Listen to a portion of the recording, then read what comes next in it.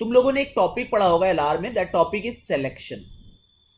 Selection topic पे क्या होता है कि अगर हम लोग कहें कि if A is selected, if A is selected then B is selected, then only B is selected, है ना। जैसे हम लोग ऐसे लिखते हैं इफ ए देन बी। इसका सिर्फ एक और वर्जन निकाला जाता है, मतलब एक और हम लोग इससे कंक्लूजन निकाल सकते हैं कि if not B then not A. Basically if A then B, that means if not B then not A. बाकी कुछ भी अलग से नहीं इंट्रोड्यूस कर सकते हो। अगर ये ट्रू है first one, so this one also 100% true. बाकी कोई भी 100% ट्रू नहीं होगा। That will be a condition based on given information only. जैसे हम लोगों को गिवन हो if not A then B, तो हम लोग जस्ट निगेट कर देते हैं क्रॉस करके, if not B then A. ये अगर 100% ट्रू है तो दिस विल बी 100% ट्रू। जैसे if not A then not B, इसका मतलब ये if B then A, this. इसको हम लोग सिलेक्शन में यूज करते हैं, सिलेक्शन क्वेश्चन में। नाउ अंडरस्टैंड कि किस तरह से इसका यूज हम लोग इस क्वेश्चन में कर रहे हैं।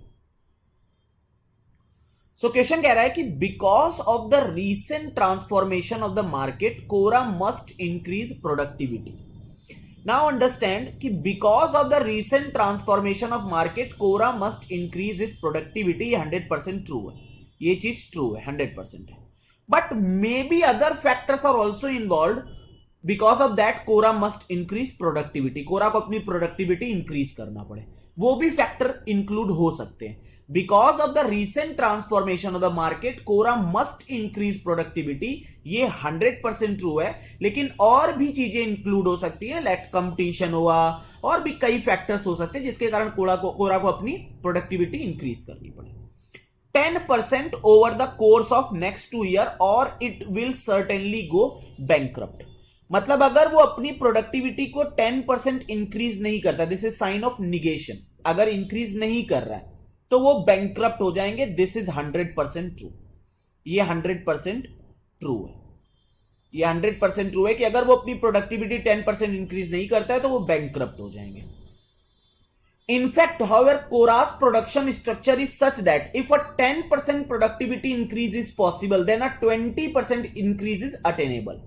मतलब क्या है कि अगर वो 10% इंक्रीज कर ले रहा है तो 20% भी अटेन कर लेगा। जैसे अभी हम लोगों ने सीखा इफ ए देन बी, इसका एक और मतलब होता है if not B then not A. In the same way अगर वो 10% इंक्रीज कर रहा है तो 20% इंक्रीज भी अटेनेबल है। दैट मीन्स अगर 20% इंक्रीज नहीं हो पा रहा है तो 10% भी नहीं हो पाएगा। ये इसका सिर्फ मतलब है। This is 100% true. ये 100% ट्रू है। उसने कहा है कि अगर वो 10% अटेन कर लेता है तो वो 20% भी अटेन कर लेता है। इसका मतलब ये है कि अगर वो 20% अटेन नहीं कर पा रहा है तो वो 10% भी अटेन नहीं कर पाएगा, और अगर वो 10% अटेन नहीं कर पाया है तो वो बैंकक्रप्ट हो जाएगा। तो वो बैंकक्रप्ट हो जाएगा।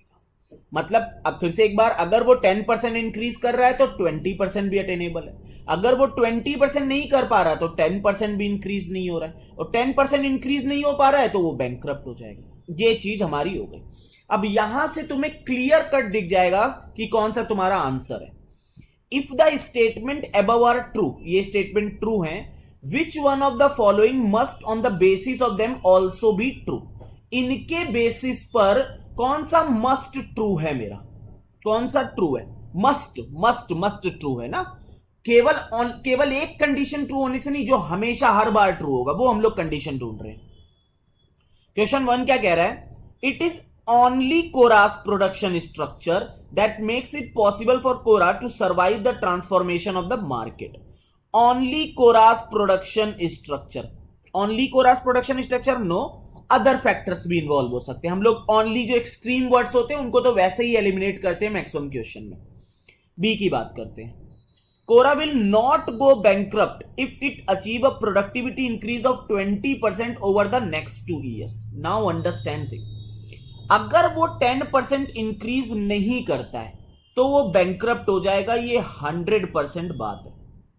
लेकिन अगर वो 10% इंक्रीज कर देता है तो वो बैंकक्रप्ट होगा, यस, और बैंकक्रप्ट नहीं होगा, नो, ये हमें नहीं पता। हमें सिर्फ इतना पता है कि अगर वो 10% इंक्रीज नहीं करेगा तो वो बैंकक्रप्ट हो जाएगा।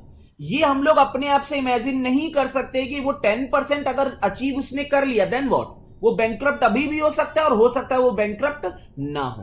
That means B option is also out of picture. See, if market had not been transformed, Cora would have required no productivity increase in order to avoid bankruptcy. C option is clearly out of picture, जो काफी student ने answer इसका दिया हुआ था। Now understand, market had not been transformed, Cora would have required no productivity. देखो market transform हो रहा है, इस कारण से उसको प्रोडक्टिविटी की इंक्रीज करनी ही होगी। अगर मार्केट ट्रांसफॉर्म हुआ है, मार्केट ट्रांसफॉर्म हुआ है तो उसको प्रोडक्टिविटी अपनी इंक्रीज करनी है। बट अगर मार्केट नहीं ट्रांसफॉर्म हुआ है, सो वी कैन नॉट से कि प्रोडक्टिविटी मत इंक्रीज करनी होगी। Maybe there will be other factor. अब इसको एक बेसिक एग्जांपल से समझो। अगर मैं कहूं कि when A is selected then only B will be selected, ठीक है। अब मैं कह दूं कि if A is not selected then B is not selected. No, this is not true. ये हो भी सकता है और नहीं भी हो सकता। तो अगर मार्केट ट्रांसफॉर्म हो रहा है तो प्रोडक्टिविटी इंक्रीज करनी होगी, 100% ट्रू है। लेकिन अगर मार्केट ट्रांसफॉर्म नहीं हो रहा है तो हम लोग नहीं कह सकते कि प्रोडक्टिविटी उसे नहीं इंक्रीज करनी होगी या इंक्रीज करनी होगी। So C option is clearly out of picture.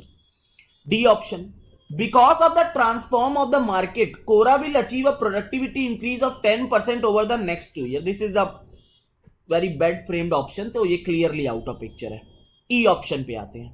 If 20% productivity is increase is unattainable for Cora, मतलब ये value, if 20% is not attainable, that means 10% he will not get, that means he will be bankrupt, वो bankrupt हो जाएगा। That means E should be your answer. C is clearly out of picture. I hope कि तुम्हें idea लग गया है कि C क्यों गलत है, क्योंकि तुम अपने आप से चीजों को, बाहर की चीज को ट्रू मान ले रहे हो। मार्केट ट्रांसफॉर्म है, प्रोडक्टिविटी इंक्रीज करनी पड़ेगी, ट्रू। बट जब मार्केट ट्रांसफॉर्म नहीं है तब भी उसको प्रोडक्टिविटी इंक्रीज करनी हो सकती है। So this is not true. तो C option is out of picture, answer will be E part. I hope कि तुम्हें समझ आ गया कि इस तरह के क्वेश्चंस को कैसे डील करते हैं, just based on the logical thought process जो हम लोग सिलेक्शन में अप्लाई करते हैं। ठीक है, अगर वीडियो पसंद आया हो तो एक लाइक जरूर कर